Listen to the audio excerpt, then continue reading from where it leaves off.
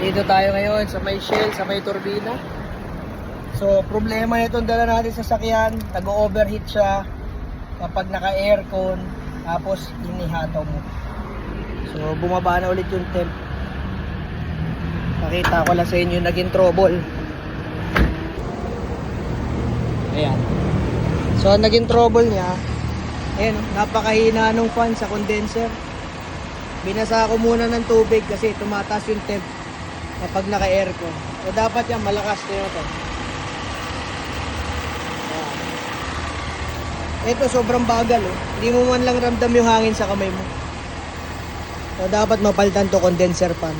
Kaya nawawala rin yung lamig ng aircon pag nababad sa traffic. Tapos bumirit ka, tumataas yung temp. Nag-high pressure. Ayun lang, patay-patay muna tayo aircon ngayon. Tapos, dahan-dahan lang kasi hindi niya mapalamig ng ayos. Kailangan mapalitan tong fan na to.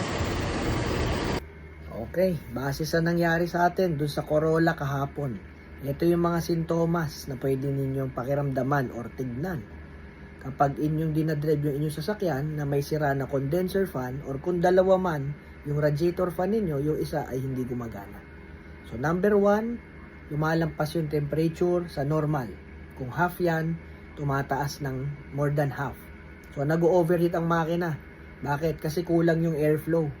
No? Bumababa lang ulit yung temp kapag umaandar ka na ng matulin. Kasi bumabangga yung hangin sa grill. Papasok sa makina. Pero pag nakatigil kayo sa heavy traffic, tumataas yung temp, nawawala yung lamig ng aircon. Yan yung mga sintomas na pwede nyong maranasan. Meron pa ako naranasan. Biglang pumutok ng malakas, tas umusok ng puting-puti. So, naipit ako ng traffic, yung pala hindi gumagana yung fan. Pumutok yung wick na hose. Doon sa may crimp niya, nahugot.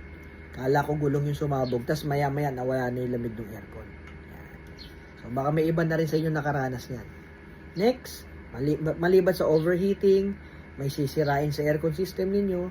Minsan, walang nasisira sa aircon system, pero nararamdaman ninyo, malamig lang siya pag umagang-umaga, madaling araw, pag yung gabi, umuulan. Pero kapag tanghaling tapat, kulang sa lamig.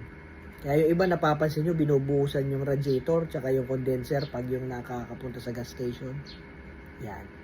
Yan ay isa sa mga sign na mahina na yung inyong condenser fan or minsan barado na ng dumi. Yan yung pwede ninyong gawin. Check yung condenser fan ninyo. Merong iba dituktok. Katukin mo yung motor para lang gumana ng matulin. Pag hindi, mabagal lang yung ikot. Kagaya doon sa video natin kanina. So check nyan, mahalaga yan lalo ngayon tag-init mga kaibigan. Kung nabibitin ka sa lamig ng aircon mo, tumataas ang temperature mo pag bumibirit, at saka kapag naiipit sa heavy traffic, check nyo yung mga fan nyo. Mura lang yan, fan motor. Madali lang rin ayusin yan. Sharing is caring. Bye-bye.